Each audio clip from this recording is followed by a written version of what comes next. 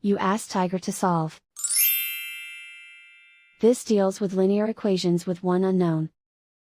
The final result is x equals 4. Let's solve it step by step. Group all x terms on the left side of the equation. Add 3x to both sides. Group like terms.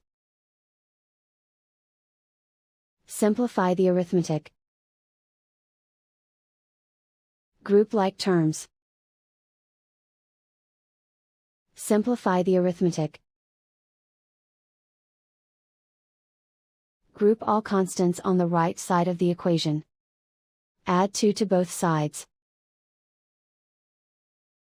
Simplify the arithmetic.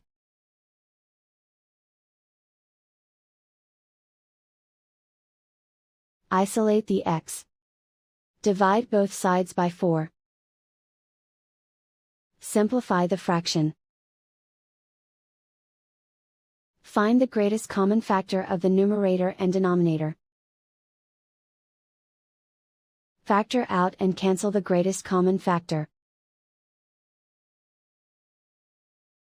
And so the final result is x equals 4.